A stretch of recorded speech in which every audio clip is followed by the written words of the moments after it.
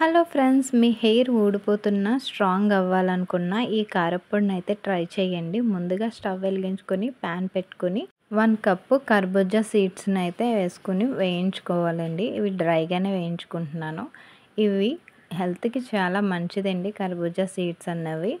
నేను ఇవి daily juice చేస్తూ ఆ సీడ్స్ అన్నది తీసుకుని పక్కన స్టోర్ చేసుకున్నాను. ఎప్పుడు వీటితో నేను సింగిల్గానే కారప్పొడిని అయితే చేసేదాన్ని. ఇప్పుడైతే నేను హెయిర్ కోసం చేస్తున్న వలన ఇందులో అవిసె గింజలు, కరివేపాకు కూడా మిక్స్ చేసి చేస్తున్నానండి. పొడైతే మంచి టేస్టీగా వచ్చింది. తప్పకుండా ట్రై చేయండి మీరైతే. వీటిని ఇలాగా మీడియం ఫ్లేమ్లో పెట్టుకుని బాగా వేయించుకోవాలండి.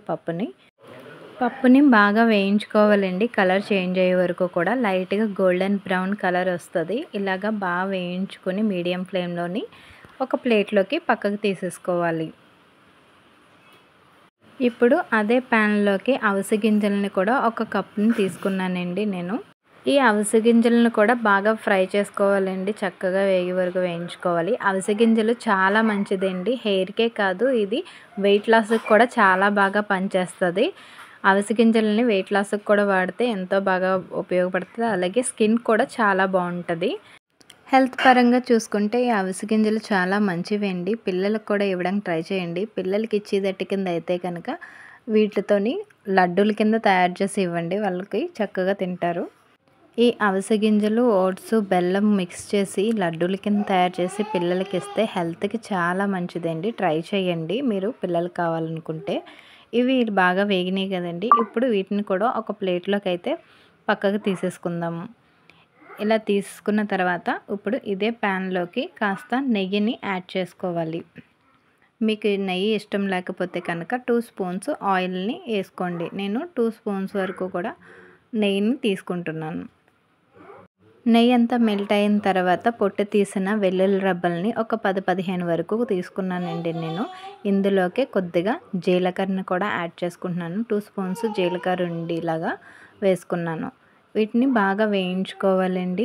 వెల్లుల్లిపాయలు అన్నది కొంచెం పచ్చివాసన పోయి సాఫ్ట్గా అయ్యే వరకు కూడా ఈ నెయ్యిలో వేయించుకోవాలి. ఇలా వేయించుకోవడం వలన మంచి కమ్మటి వాసన వస్తుంది. ఇది పొడి కూడా కమ్మగా ఉంటుంది.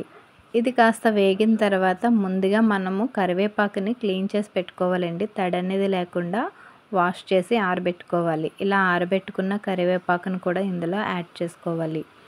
క్లీన్ చేసి పెట్టుకున్న కరివేపాకుని నేను 2 బౌల్స్ ఉండేలాగా వేసుకున్నానండి. ఇదంతా కూడా బాగా ఫ్రై అవ్వాలి. కరివేపాకు అనేది ఆ పచ్చితనం అంతా పోయి పొడి చేసుకోవడానికి వీలుగా ఉండే అంతలాగా వేయించుకోవాలి. కరివేపాకు కూడా హెయిర్కి చాలా మంచిదండి. అలాగే కళ్ళకు కూడా చాలా మంచిది. తప్పకుండా ఈ పొడిని అయితే ట్రై చేయండి. అలాగే నా వీడియోస్ నచ్చినట్టయితే లైక్ చేయండి, షేర్ చేయండి. ఛానల్ని ఎవరైతే సబ్స్క్రైబ్ చేసుకోలేదో సబ్స్క్రైబ్ చేసుకుని పక్కనే ఉన్న బెల్ ఐకాన్ని క్లిక్ చేయండి. నా వీడియోస్ అన్నీ నోటిఫికేషన్ కింద మీకు వస్తాయి. చూడండి, ఇది ఫ్రై అయ్యే కొద్దీ దగ్గరికి ఎలా పడుతుందో వీటిని బాగా ఫ్రై చేసుకోవాలి. మీరు కరివేపాకు అన్నది ముద్ర ఆకును తీసుకోండి. లేత ఆకును తీసుకుంటే అది చుట్టుకుపోయి మనకి అసలు బాగుండదు పొడి అన్నది. ఇవి వేగిపోయినాయి కదండి. ఇప్పుడు ఒక ప్లేట్లోకి వీటిని కూడా తీసేసుకుందాం. ఇందులోకి కొద్దిగా మళ్ళీ నెయ్యి వేసుకొని 1½ స్పూన్ వరకు నెయ్యిని వేసుకొని ఒక 20 ఎండుమిర్చిని కట్ చేసుకుని ఇలాగా వేయించుకోవాలి. ఎండుమిర్చిని వేయించేటప్పుడు లో ఫ్లేమ్లో వేయించుకోండి. ఎందుకంటే గొట్టు వచ్చేస్తుంది కాబట్టి లో ఫ్లేమ్లో వేయించుకుంటే బాగా వేగుతుంది. మీకు పొడి కూడా బాగా వస్తుంది. ఇలా వేయించుకున్న తర్వాత వీటిని అన్నింటినీ కూడా చల్లార్చుకుని మిక్సీ పట్టుకోవాలండి. ముందుగా అవిసె గింజల్ని నేను కర్బూజా సీడ్స్ని వేసుకుని కొద్దిగా మిక్సీ పట్టుకున్నాను. ఇలా గ్రైండ్ అయిన తర్వాత రుచికి తగినంత సాల్ట్ని వేసుకున్నాను. ఇలా వేసుకున్న తర్వాత ముందుగా మనము వేయించి పెట్టుకున్న కరివేపాకును కూడా ఇందులోకి యాడ్ చేసుకున్న తర్వాత మిక్సీ పట్టుకున్నాను.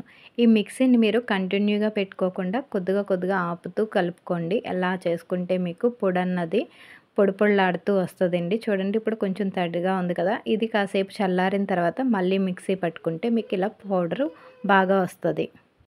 సింపుల్గా పొడి అయితే ఎలా తయారు చేసుకోవాలో చూసారు కదా. నచ్చితే లైక్ చేసి షేర్ చేయండి. Thank you.